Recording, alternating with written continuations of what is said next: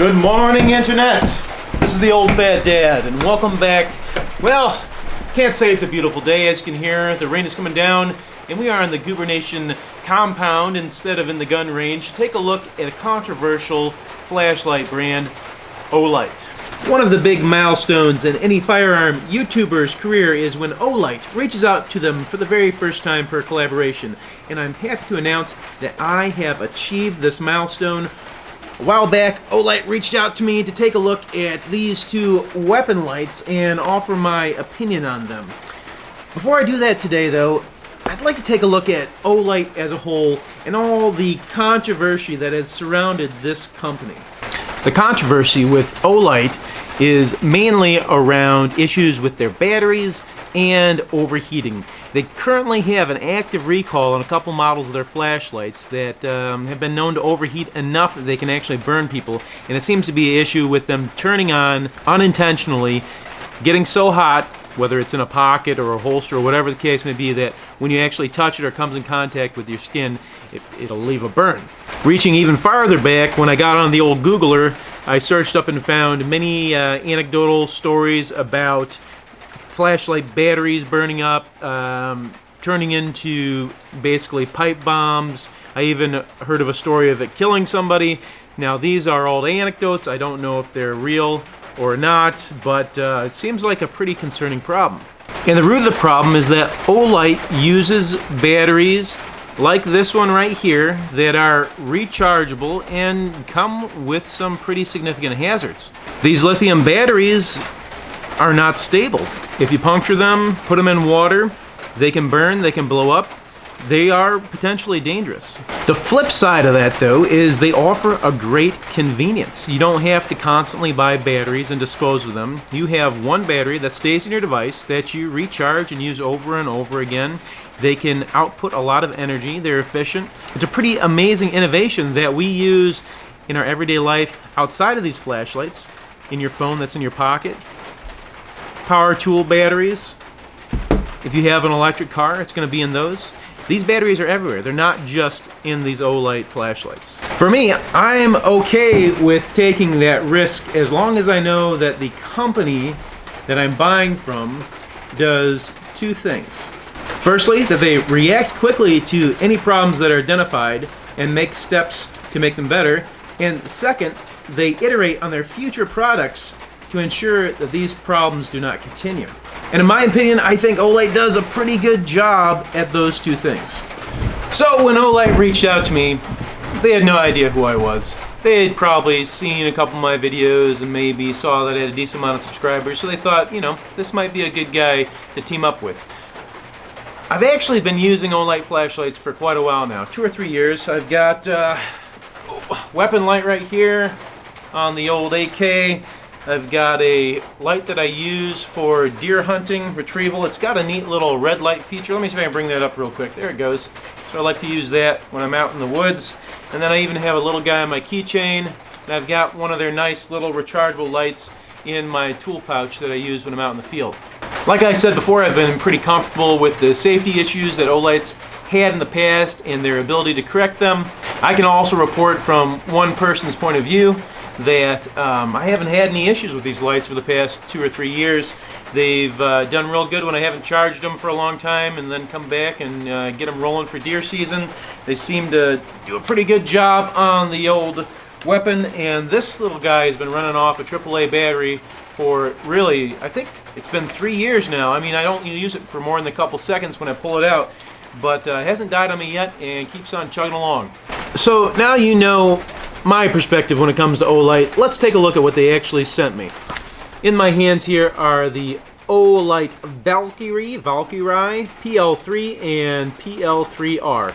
So the big difference between these two lights is that one is rechargeable and the other is not. I have had these things sitting around here for about 2 months. I haven't opened them. They are brand spanking new. Let's crack them up and take a peek at what we got inside.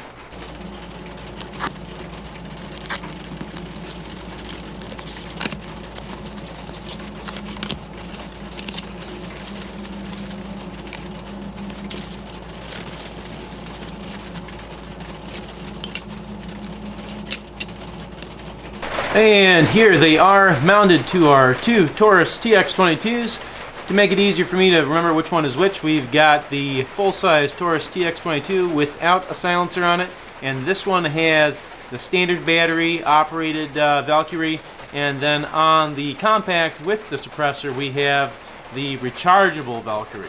Let's just make sure we have clear firearms here, nothing inside this guy, and nothing inside this guy either. Initial impressions, well, aside from the battery port here, there's not a whole lot of difference between these two.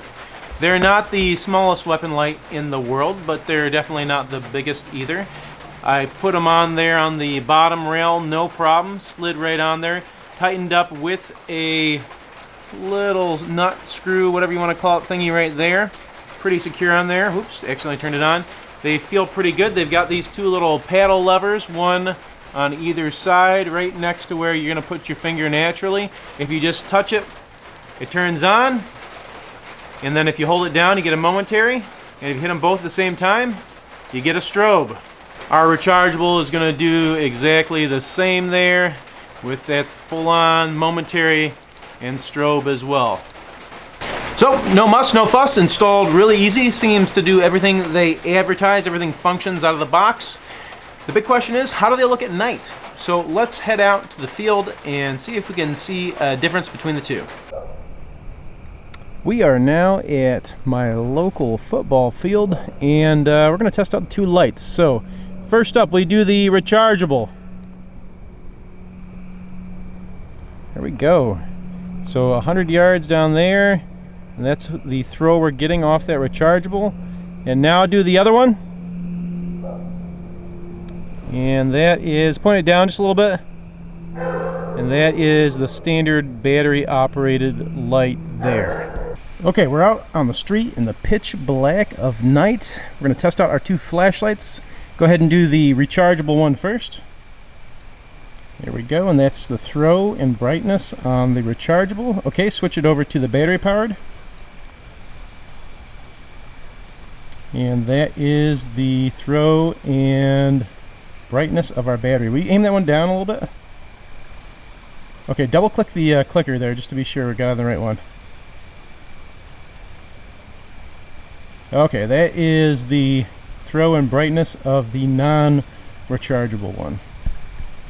So what I'm taking away from our little experiment out there in the dark with our two lights is that the rechargeable is indeed much brighter than the non-rechargeable light, which from the packaging we can see, here's our rechargeable on this side with 1500 lumens and just 1200 lumens on the regular old battery light there. It does say though that the non-rechargeable has more throw. I couldn't see that happening out there in real life.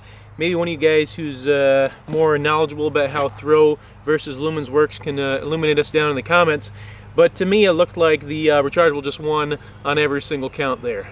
And while the rechargeable does have the edge in performance, it does not win in the price category.